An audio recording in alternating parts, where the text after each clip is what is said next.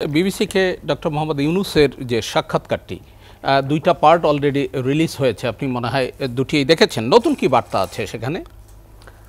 ধন্যবাদ। আমি দুটো ব্যাপারে একটু কথা বলতে চাই। ফুয়াদ ভাই যেটা বলেছেন এবং আপনার যে শিরোনাম হচ্ছে নির্বাচনের রাজনীতি, নির্বাচনমুখী রাজনীতি, নির্বাচন বিমুখীও একটা রাজনীতি আছে এবং আমরা সেটা মাঠে এখন আসতে শুরু করেছে, সেটা নিয়ে একটু কথা বলবো। ফুয়াদ ভাই তরুণদের স্বপ্নের কথা বলছেন, খেয়াল করি আমরা একটু এভাবে আসি যে ছাত্র জনতা আমরা বলতে শুরু করলাম এই গণ অভ্যুত্থানের পর। আমরা ছাত্রকে আলাদা করে বলছি যেহেতু ছাত্ররা সামনের সারিতে ছিলেন, কিন্তু এই যে ছাত্রদের দল তৈরি হয়েছে, ছাত্ররা এটা চাইছে, এই যে আমরা ছাত্র শব্দটা বলি বা তরুণ বলছি, আমরা আসলে কোন তরুণদের কথা বলছি? মানে আমি ধরুন দেয়াল লিখনের কথা ফুয়াদ ভাই বলছেন, এখন এই কোন তরুণরা দেয়াল লিখন এই ছবি আঁকার পর্যায়ে যেতে পারে? না, আমি যেটা বোঝাতে চাইছি আমরা আসলে একটা খণ্ডিত অংশের কথা বলছি। এই যে ছাত্ররা দল তৈরি করলেন, এই মুভমেন্টে বিভিন্ন রকম ছাত্র ছিল, দল করা, সরাসরি দল করা, ছাত্র দল ছিল, ছাত্র শিবির ছিল। এই মুভমেন্ট সফল হওয়ার সাথে সাথে তারা কিন্তু সেখান থেকে সরে গেছেন, তারা তাদের নিজ নিজ যে রাজনীতি আছে সেটাই ফিরে গেছেন। একেবারে সাধারণ ছাত্ররা ছিলেন, প্রাইভেট ইউনিভার্সিটির ছাত্ররা ছিলেন, মাদ্রাসার শিক্ষার্থীরা ছিলেন। কক্সবাজার সমুদ্র সৈকতের উপর নিজেদের একটি ঠিকানা, ইডেন বে, আ কনসার্ন অফ ভাইয়া হোটেলস। সো আমরা ছাত্র ব্যাপারটা মনোলিথিক না, একইভাবে তরুণও না। তবে ফুয়াদ ভাই যেহেতু বিভিন্ন জায়গায় যান, তার পক্ষে হয়তো এই দেয়াল লিখনেরও বাইরে ওর অপরাপর শ্রেণীর তরুণদের সাথেও ইন্টারাকশনের সুযোগ আছে। সো আমাদের ওই ব্যাপারগুলো একটু দেখা দরকার আছে, কারণ এই যে বিলো 35 তরুণদের একটা বড় অংশ তো আমাদের প্রথাগত রাজনৈতিক দলগুলোও করে, তারা হয়তো একটা নির্বাচনই চায়, হতে পারে। আমি আবারও বলছি, আমি আসলে জানি না, আমি দূর থেকে জিনিসটাকে জাস্ট থিওরিটিক্যালি বোঝার চেষ্টা করছি। আমাদের কাছে যথেষ্ট পরিমাণ ডেটা নাই এবং আমরা আসলে দীর্ঘদিন যেহেতু ভোট হয়নি, এই ভোটের প্যাটার্নও আমরা জানি না, কোন দল কেমন করতে পারে।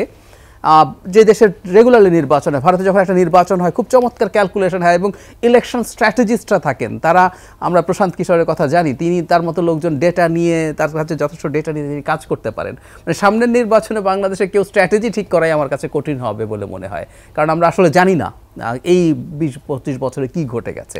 কারণ আমাদের এটাও সত্য যে আমাদের পারসেপশন তো ভুল প্রমাণিত হয়েছে।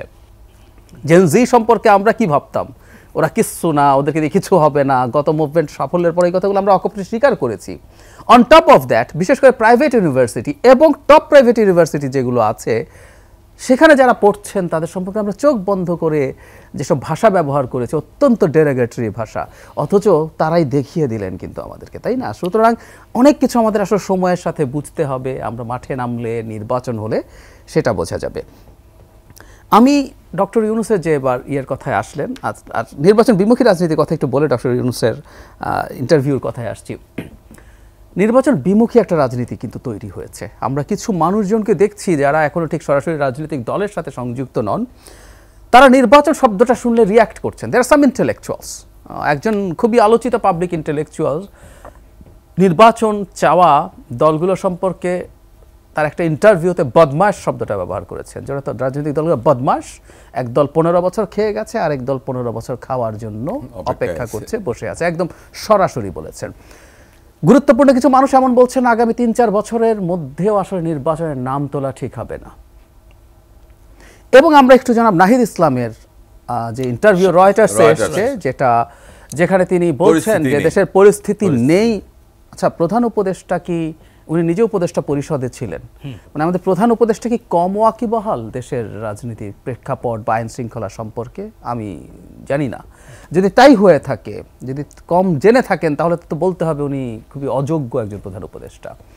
তবে আমি দূর থেকে যেটা মনে করি, দেশের আইন শৃঙ্খলা রক্ষা পরিস্থিতির অবস্থা আসলে খুব ভালো যে তা না, আই অ্যাগ্রি উইথ দ্যাট। কিন্তু এখানে একটা কিন্তু আছে, পুলিশ যদি সেই রকম পরিস্থিতিতে নাও যায়, আমি একটা সংস্কার কমিশনের সদস্য ছিলাম, সেটা হচ্ছে নির্বাচন ব্যবস্থা সংস্কার কমিশন। ওখানে আমাদের আইনে একসময় যে সেনাবাহিনী আইন শৃঙ্খলা রক্ষাকারী বাহিনীর সংজ্ঞায় ছিল, পরে সেটা সরিয়ে ফেলেছিল আওয়ামী লীগ, সেটা আমরা আবার ঢোকানোর প্রপোজ করেছি। সুতরাং খুব সহজেই আরপিওর একটা অর্ডিন্যান্স জারি করে, আরপিওতে আমরা আরও অনেকগুলো সংশোধনীর কথা বলেছি, সেগুলো যদি করে ফেলেন, মাঠে যদি সেনাবাহিনীকে যথেষ্ট পরিমাণে ডিপ্লয় করা হয়, নির্বাচন করা যাবে না কেন? যদি জনাব নাহিদ সঠিক হন, তাহলে এই যে আমাদের প্রধান উপদেষ্টা এতবার বলছেন যে ডিসেম্বরের মধ্যে থেকে, তো আজ বলছেন, এর আগে বলেছেন যদি সংস্কার খুব কম মানেন তাহলে ডিসেম্বরের মধ্যে নির্বাচন হয়ে যাবে। তো তাহলে উনি কিসের ভিত্তিতে কথা বলছেন?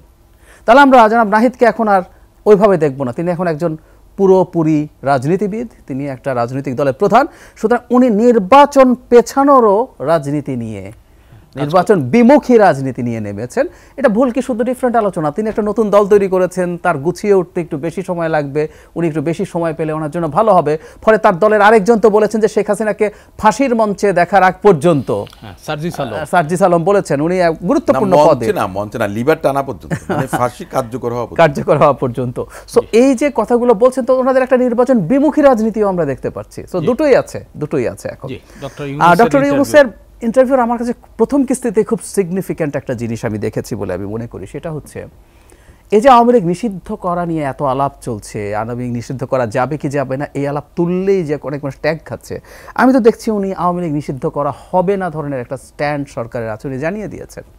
উনি বলেছেন, ওনাকে যখন জিজ্ঞেস করা হয়েছে নির্বাচনে আওয়ামী লীগ পার্টিসিপেট করবে কিনা, উনি বলেছেন এটা তো আওয়ামী লীগের সিদ্ধান্ত, আওয়ামী লীগ সিদ্ধান্ত নেবে, এটা তো আমার বলে দেওয়ার কিছু নেই। এবং উনি, আমি ডিউ রেসপেক্ট, আমি আমাদের প্রধান উপদেষ্টাকে এখন আমাদের সনাতন যে রাজনীতিবিদরা আছেন তাদের মতো হয়ে উঠতে দেখছি। একটু পেছনে যাই, বিবিসি বাংলার সাথে ইন্টারভিউতে আমি কিন্তু ওনার মধ্যে ইনটলারেন্স দেখেছি, ডিনায়াল দেখেছি। মানে আগে কিন্তু আমরা ওনার খুবই প্রশংসা এতদিন পর্যন্ত যেটা করেছি, সমস্যা হয়েছে উনি অকপটে স্বীকার করছেন, আমরা আরও চেষ্টা করব, আমাদের ভুল হয় ইত্যাদি ইত্যাদি। কিন্তু যখন অপরাধের কথা তুললো, উনি খুব স্ট্রংলি বলছেন যে আইন শৃঙ্খলা পরিস্থিতির উন্নতি ঘটেছে বা একদমই খারাপ হয় নাই। পরে ডেটা দিয়ে দেখালেন যখন উপস্থাপক যে সত্যিই আসলে খারাপ হয়েছে। একই সাথে উনি কিন্তু ওনার দায় নির্বাচন কমিশনের ওপরে নিয়ে গেলেন। আচ্ছা, নির্বাচন কমিশন, একটা দল যদি নিষিদ্ধ না হয়, তার নিবন্ধন যদি থাকে, তার নিবন্ধন বাতিল হওয়ার কোনো পরিস্থিতিও আসলে এখন পর্যন্ত নেই, তাহলে তো তিনি আওয়ামী লীগ নির্বাচনে পার্টিসিপেট করবেই।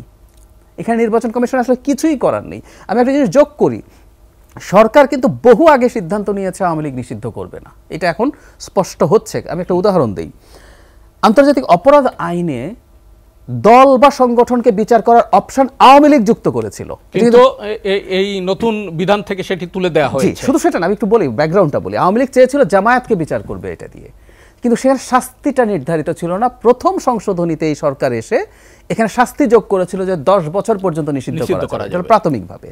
পরে ফাইনালি যেটা হলো, ক্যাবিনেটে বসে যে সিদ্ধান্ত হলো, সেখানে এখান থেকে এই অপশনটা তুলে দেওয়া হয়েছে। যদিও বলেছে কোনো বিচারক যদি মনে করেন তখন ধারা বাদ দেওয়া হয়েছে। সরকার কিন্তু আগেই সিদ্ধান্ত নিয়েছে, এবং আমরা প্রফেসর ইউনূসের বক্তব্যে বুঝতে পারছি আওয়ামী লীগ নিষিদ্ধ করার কোনো পরিকল্পনা, নিষিদ্ধ করার তো আসলে সরকারের হাতে না, এক্সিকিউটিভ অর্ডার দিয়ে করতে পারে। কিন্তু আইন উপদেষ্টা তো সুস্পষ্টভাবে এই শুরুর দিকেই বলেছেন আওয়ামী লীগকে নিষিদ্ধ করবার কোনো পরিকল্পনা নেই।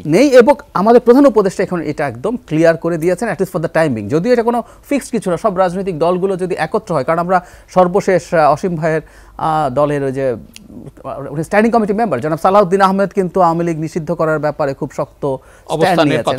সবাই মিলে যদি একত্র হয় হতে পারে, কিন্তু আমার ওনার বক্তব্যের এই জায়গাটাই সবচেয়ে সিগনিফিক্যান্ট মনে হয়েছে। আর অন্যান্য ক্ষেত্রে উনি সাধারণত যা বলেন মোটামুটি আমি ফুয়াদ ভাইয়ের সাথে একেবারেই একমত। নির্বাচনের সময়সীমা সম্পর্কে উনি একেবারে কনসিস্টেন্ট।